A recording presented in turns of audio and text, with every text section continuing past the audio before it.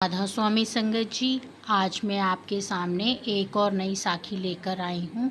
तो सबसे पहले आप मेरे चैनल को लाइक, शेयर और सब्सक्राइब ज़रूर कीजिए और कमेंट बॉक्स में जाकर अपने शहर का नाम ज़रूर लिखें जी। संत कैसे ज़िंदगी बदल देते हैं। सतगुरु की महिमा करें, वह नीच से नीच और पापी से पापी जीवों को गले से लगा लेते हैं। एक बार बारिश के मौसम में कुछ साधु महात्मा अचानक कबीर साहब के घर आ गए। बारिश के कारण कबीर साहब बाज़ार में कपड़ा नहीं बेच सके और घर में मेहमानों के लिए खाना भी काफ़ी नहीं था। उन्होंने अपनी पत्नी लोई से पूछा, क्या कोई दुकानदार कुछ रसद हमें उधार दे देगा, जिसे हम बाद में कपड़ा बेचकर चुका देंगे। पर एक फ़कीर जुलाहे को भला कौन उधार देता, जिसकी कोई निश्चित आय भी नहीं थी। लोई कुछ बनियों की दुकानों पर गई, पर सभी ने नकद पैसे मांगे।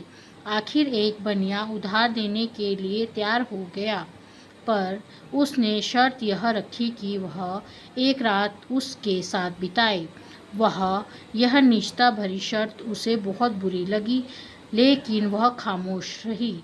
जितनी रसद उसे चाहिए थी बनिए ने दे दी।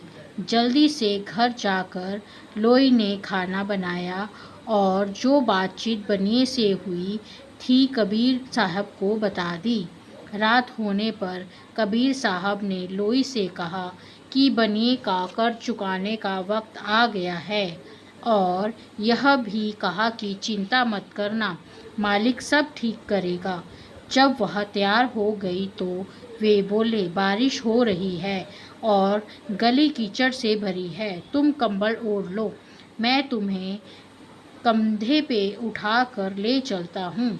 जल्दी ही दोनों बनिए के घर पहुँच गए। लोई अंदर चली गई और कबीर साहब दरवाजे के बाहर उसका इंतज़ार करने लगे। लोई को देखकर बनिया बहुत खुश हुआ, पर जब उसने देखा कि बारिश के बावजूद ना लोई के कपड़े भीगे हैं और ना ही पाँव पर कीचड़ लगा है, तो उसे बहुत हैरानी हुई। उसने पूछा, क्या कारण है कि कीचड़ से भरी गली में से तुम आई हो, फिर भी तुम्हारे पाँव पर कीचड़ का एक भी छींटा नहीं है। लोई ने जवाब दिया, इसमें हैरानी की कोई बात नहीं, मेरे पति मुझे कंबल ओढ़ाकर अपने कंधे पर बिठा कर लाए हैं। यह सुनकर बनिया दंग रह गया। लोई का निर्मल निष्पाप चेहरा देखकर वह बहुत प्रभावित हुआ और अविश्वास से उसे देखता रहा।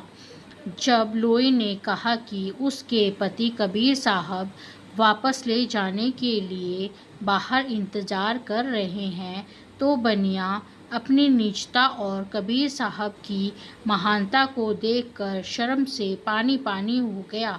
उसने लोई और कबीर साहब दोनों से घुटने टेक कर माफ़ी मांगी। उठो मेरे भाई, कबीर साहब बोले, लाखों में शायद एक ही कोई ऐसा जीव होगा जो कभी रास्ते से भटका ना हो। कबीर साहब और उनकी पत्नी अपने घर लौट आए। बनिया देर रात तक बीती हुई घटना के बारे में सोचता रहा। अंत में इस नतीजे पर पहुंचा कि संसार में एक ही सच्चा मार्ग है, और वह है परमार्थ का मार्ग। सुबह कबीर साहब को ढूंढता हुआ वह उनके घर पहुंचा और समय बीतने पर उनके प्रेमी शिष्यों में गिना जाने लगा। भूले भटके हुए जीवों को सही रास्ते पर लाने के लिए संतों के अपने ही तरीके होते हैं। तो साखी यहीं पे समाप्त होती है। राधा स्वामी जी।